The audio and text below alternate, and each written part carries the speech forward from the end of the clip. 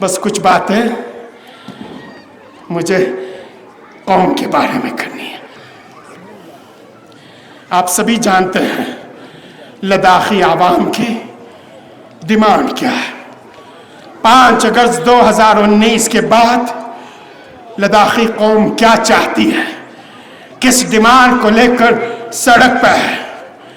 لداخ سے لے کر جموں, جموں سے لے کر دہلی کے جنتر منتر تک, اور 3 تاریخ کو لیہ کی پوری ملت قوم نے اور کرگل کی پوری قوم اور ملت نے لیہ میں چلو کے ذریعے ہزاروں انسانوں کا ٹھاٹے مارتا ہوا سمندر اور پوری کرگل میں ڈسٹرکٹ ہیڈ کوارٹر سے لے کر سارے بلاک ہیڈ کوارٹر پہ بند بنا کے گورنمنٹ آف انڈیا کو, ہوم منسٹری کو, سینٹرل گورنمنٹ کو ایک کلیئر میسج دی ہے, ایک کلیئر پیغام دی ہے. اور وہ پیغام ہے لداخ کے مستقبل کو لے کر, لداخ کے زمین کو لے کر, لداخ کے ثقافت, زبان, ادب اور کلچر کو لے کر, لداخ کے جغرافیائی حدود کو لے کر, لداخ کے فنڈز کو لے کر, لداخ پہ حکمرانی کو لے کر. صرف اور صرف لداخی کے بغیر ہم کسی کی حکمرانی قبول کرنے والے نہیں ہیں. یہ پیغام سورج سے بھی واضح طریقے سے دکھا دیں.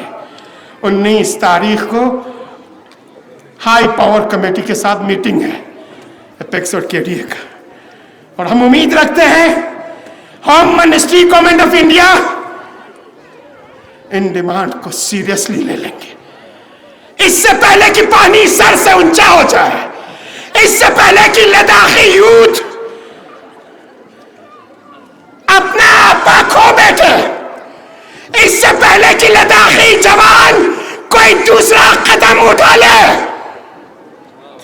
ان کے 4 points agenda, statehood for Ladakh, 6 schedule for Ladakh, recruitment and reservation for Ladakh, SSRB and PSC for Ladakh, and separate Lok Sabha and Rajya Sabha seat for Ladakh.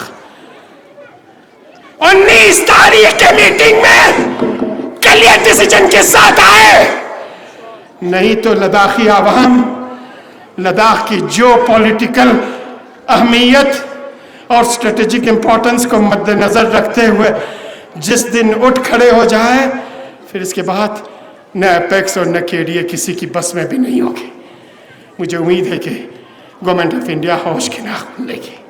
ساتھ ہی ساتھ نیشنل لیول پہ مائنورٹیز کے ساتھ, چرچ کے ساتھ, گرجا گھروں کے ساتھ, بالخصوص مسلمانوں کے مساجد اور درسگاہوں کو ایک کے بعد ایک بلڈوز کرنے کی اس کارروائیوں کی ہم بھرپور شدت کے ساتھ مذمت کرتے ہیں. چاہے مہرولی ہو, چاہے ہلدوانی ہو, اور ابھی جتنے بھی مساجد اور چرچ ہے آپ کے منی پور میں چرچوں کو چلایا گیا ہو, ان سارے واقعات کی کرگل کے عوام شدت کے ساتھ مذمت کرتی ہے, اور مذہبی عبادت گاہوں کو بلڈوز کرنے کی ان ساری کارروائیوں کی شدت کے ساتھ ہم مذمت کرتے ہیں. اس سے پہلے کہ ہندوستان میں بحران آئے, government of India seriously minorities کے ایشوز کو لے کر, ان کی مذہبی آزادی کو لے کر, ان کی بنیادی حقوق کو لے کر جو آئین نے دی ہے اس کی رعایت کرے. ایسا نہ ہو چاہے وہ آپ مسلم کے ساتھ کریں, کرسچن کے ساتھ کریں, بدھسٹ کے ساتھ کریں, جیوز کے ساتھ کریں, پارسی کے ساتھ کریں, جینز کے ساتھ کریں, کسی بھی مذہبی اقلیت کے ساتھ, کوئی بھی واقعہ گورنمنٹ آف انڈیا کی طرف سے رہنما ہوتی ہو وہ ہمارے لیے قابل قبول نہیں ہے۔ ساتھ ہی ساتھ جتنے بھی پسماندہ ذات ہیں، چاہے وہ دلت ہوں، چاہے وہ آدیواسی ہوں، ان کے حقوق پہ شبخون مارنے کی ان ساری کارروائیوں کی ہم شدت سے مذمت کرتے ہیں۔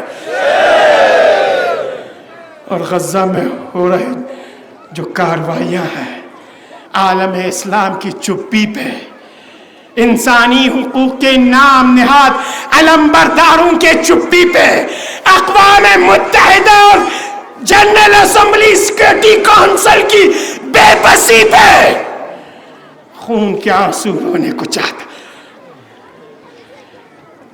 امام المسلمین بارہا فریاد کرتے ہیں، اے اسلامی حکومت کے سربراہوں، اسرائیل کے اقتصادی شہر کو کاٹ دو۔ یہ نام نہاد انسانی حقوق کے علم بردار جتنے بھی انجمنیں ہیں، یہ صرف اور صرف مسلمانوں کے خلاف ہے، یہ صرف اور صرف صہیونیوں کو بچانا چاہتے ہیں۔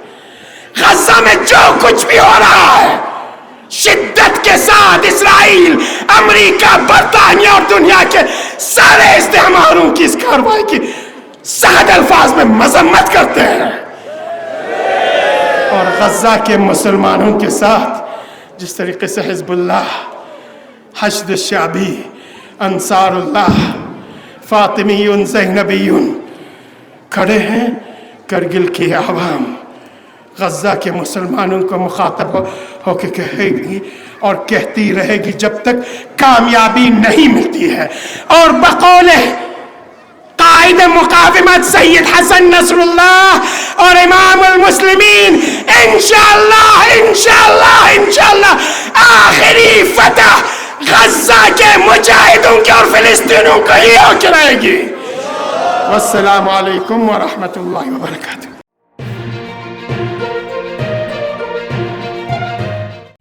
مقامی، قومی اور بین الاقوامی خبروں سے باخبر رہنے کے لیے چینل کو لائک، شیئر اور سبسکرائب کریں، ساتھ ہی بیل آئیکن دبانا نہ بھولیں۔